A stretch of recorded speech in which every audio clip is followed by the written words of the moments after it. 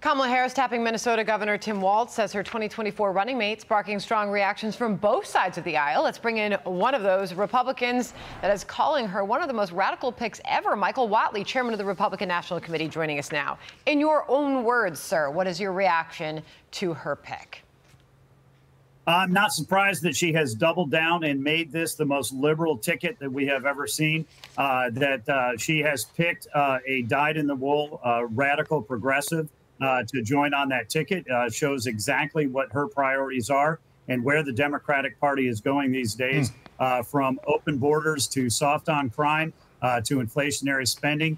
He is going to be a very faithful partner to Kamala Harris and very dangerous for this country. In an RNC statement, you said Kamala Harris and Tim Walz are two open borders, weak on crime, defund the police liberals who make up the most radical far-left ticket in the history of our country. Walz supports illegal immigration, has called cops racist, put violent criminals back on the street, and in 2020 let rioters burn the Twin Cities while Kamala stepped in to fundraise for their bail. And I'm thinking, Michael, why sugarcoat it? Just tell us what you really think. Well, look, I think it really is. We're at an inflection point right now in this election cycle. We're not just going to set the direction of America for the next 4 years. We're going to set the direction of this country for decades to come. And it truly shows you that we have two widely divergent paths. We have a ticket right now that is absolutely focused on illegal immigration. They are focused on inflationary spending, and they are focused on crippling our standing in the world. Whereas Donald Trump wants to restore our southern border. He wants to restore our economy, and he wants to restore our standing in the world. There's never been a larger gulf between the candidates, and we think that the American people are going to want to choose to put America first. Okay. So the reaction, as you can imagine, is much different from some on the particularly far left of the Democrat Party. AOC weighing in on Tim Walz as the pick. Vice President Harris has made an excellent decision in Walz as her running mate. Ilhan Omar says congratulations to our next vice president, Tim Walz, bringing Minnesota nice to the ticket. Okay, so is there any concern that Republicans will champion the message that they are the right ones for the job when you've got Democrats coming together on the left and, arguably Kamala Harris, who's, top of the ticket, leading in the polls now? I mean, what would you say to that? How are Republicans going to brand her and this ticket? I think the fact that AOC and Ilhan Omar are very happy tells you everything you need to know about this pick. The fact that she went to the radical base of the Democratic Party in order to choose a vice presidential candidate rather than somebody who can help bring this country together. Donald Trump right now is the only candidate who is trying to unify America and actually talk to and represent every single American voter.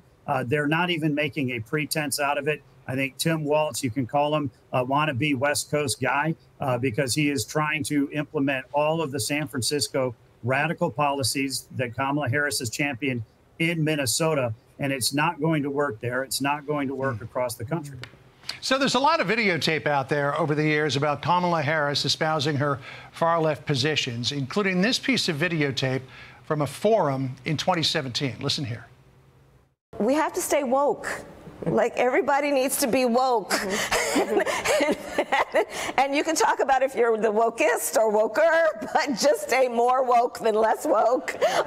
Yeah. And know that and we all have to know our voice matters. And so, it's not just whistling in the wind. So there's a lot of other video out there as well, her talking about the need to ban fracking to get rid of private health insurance. Yet the legacy media is allowing her to whitewash all of that without question. How do you and the Trump campaign combat that?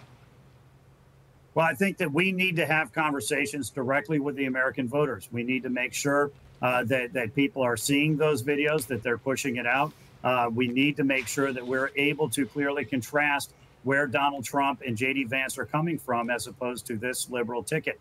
The fact that we want to rein in inflationary spending, we want to unleash American energy to help bring down inflation. The fact that we want a strong southern border, the fact that we want America to be a leader in the world. These are the positions that American voters want all across the heartland, all across the country. And right now, you've got a ticket that is absolutely wedded to the coastal elites that wants to run this country from California, New York, and now Minnesota, where they want to take it in a radically different direction than the American people want to.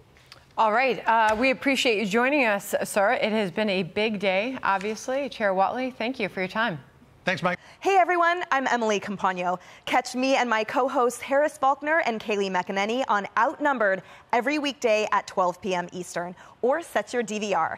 Also, don't forget to subscribe to the Fox News YouTube page for daily highlights.